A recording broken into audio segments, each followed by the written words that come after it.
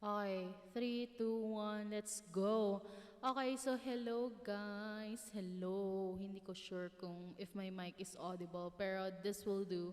Anyway, let me ramp it up a bit. Hello. Hello. Ka. Yan na yun. Hello. Ayan. So,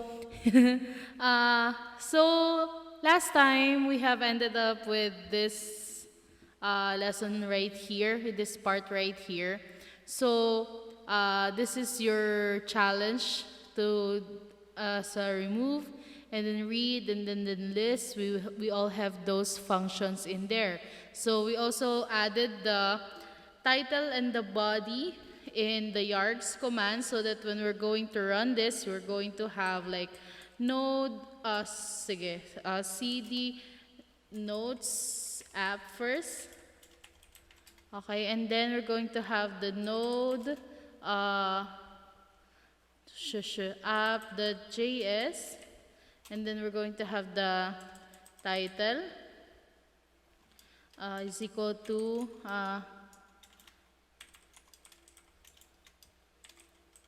sample, and then body is equal to sample node.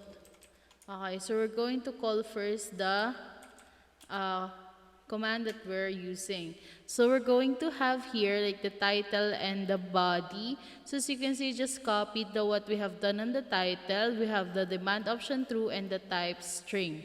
Okay, so today we're going to discuss also what are we going to do now is we're going to capture this following notes right here and we're going to add it into the file system. So in this lesson, we will be using JSON. So JSON is a file that carries like objects. So you can see here it has a name, ganyan, ganyan.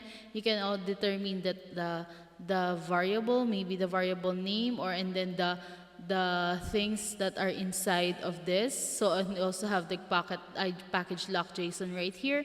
So we'll be using JSON in order to put our what they call this, our strings that we have that we have already fetched or we have already got in this part right here. So we're going to insert it inside the notes.txt file. So, ayun. Okay, so bale, as I was saying, we're going to use JSON because like JSON is basically an array of data that we can actually use to manipulate in and out of JavaScript and of course with Node. So with this part, we're just going to create a new folder right here. No, not that. Here. No. Hey. Dito. And then we're going to create a new folder right here. Bakit dyan siya pumupunta? Let's close this one. Then we're going to add a folder named Playground. Okay, so, no, not there. Yes. Wag dyan. Dito. Ayan. So,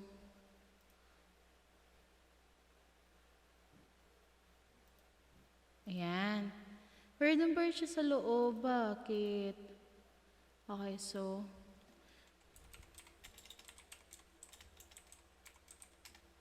okay, labas ko na lang siya. Labas natin siya. Yes, ayan. Okay, so nasa labas na siya ng node. So in here, we're going to create our first JSON file. No, not naman, JS muna. So just name it one JSON.js. Okay, so in here, we're going to play with how are we going to manipulate JSON, integrating it into our application. Okay, so we're going to create a variable. So let's just have it like cons book. And then we're going to have, let's create it as an object. So we're going to have, we can have, sige, let's say this is a basic. So we have the title.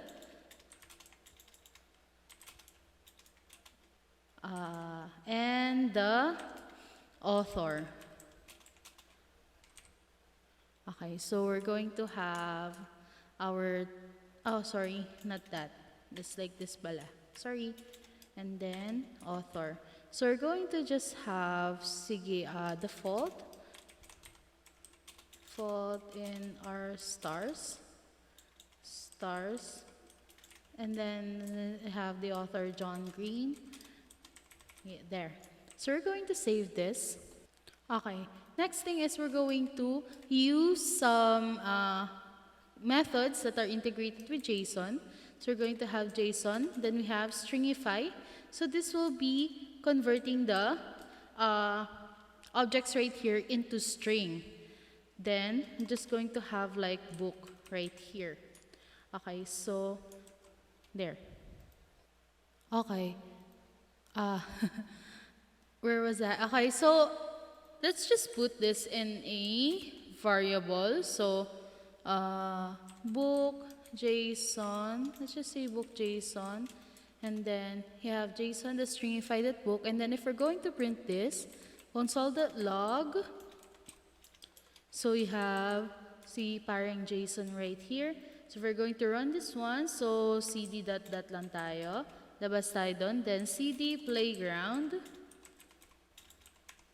Hey, okay. And then we're going to run this one. So node 1 json.js. So as you can see here, print niya as a string si title natin and si author John Green. So we have the title here and the author John Green. So as you can see, it is formatted like an array. When we're going to open our JSONs right here, see, it's just the same thing with this one right here. So ayun. So that is how stringify works. It actually convert an object into a string, and which later on we're going to use it inside our Notes app. Okay, since it's a string, we cannot actually access the different parts in this object. So if we're going to put like that title, this will actually show undefined. So hindi pa niya na-access talaga lahat, which is nare-read niya lang as a string. Ayan. Okay, so before we're going to put whatever is in here inside our Notes app, in our file system, in our text file. So I'm going to introduce first the kabaligtaran, or the opposite, the kabaligtaran, the opposite of stringify. So there we have JSON.parse. So we have JSON. Sino ba si JSON? That parse. Ayan. So we're going to have like book JSON. So you can see in here. So let's just have like cons parse JSON na variable. Then we're going to have JSON.parse. So if we're going to print it, console.log, then we have parse parang JSON. Then we're going to put like title right here. So as you can see, can have it like our default in our stars in here, our specific title in our program. Ayan, nakikita nyo. So, if we're going to put like, let's say the author right here, as you can see, it will show John Green right here. So, we still have this book.json that is being stringified right here. So, you can see in here. So, si stringify, di ba, since we are still using book.json here, pinarse niya actually si book.json into an object. Therefore, it became the parse JSON. Kaya niya nakukuha yung value ni John Green. Okay? Okay. Okay, so this part is we're going to integrate our file system already. So how are we going to do that? Is we have const fs, then we're going to have require fs, I think. Yeah, tama ba? Ayan. So we're going to get the value of the title and the author being entered, and then we're going to put it inside a text file. Okay.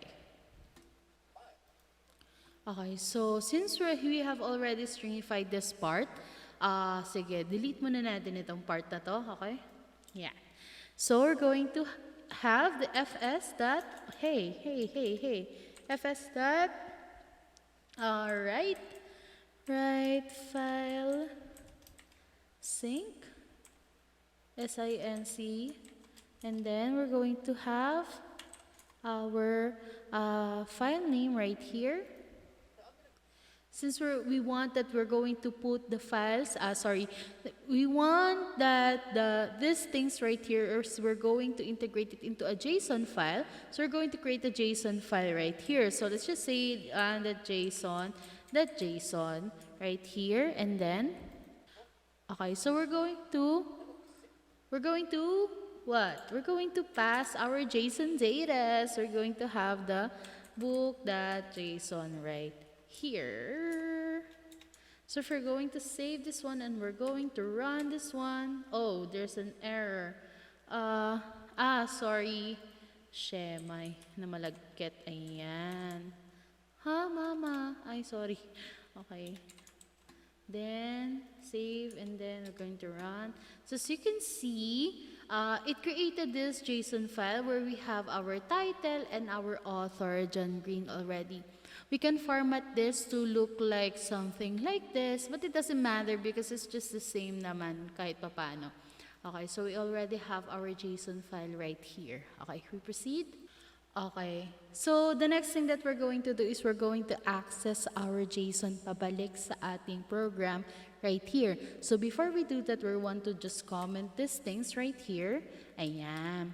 Okay, and then we're going to read our JSON file right here papunta sa ating program.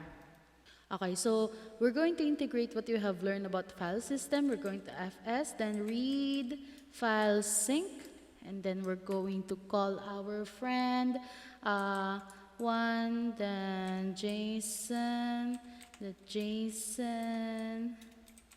Ayan. Okay, so we're going to put it in a variable, name const. Sige, let's just name it a data buffer. Okay, so fs read file sync 1 JSON. Okay, then we're going to have our console.log, and then let's have the data buffer in here. Okay, so bakit data buffer? Kasi if we're going to run this one, we're actually getting just data buffers of numbers and keneme. So basically, we just get some files, but it is not yet translated into what we actually need. Kaya siya data buffer, okay. So we're going to convert again this one into string in order to access that, okay. Okay, so in order to convert the data buffer into string, we just simply put here and then to string, ayan. And then if we're going to run this one again, as you can see, oh no, charot, it's a function, so ganyan.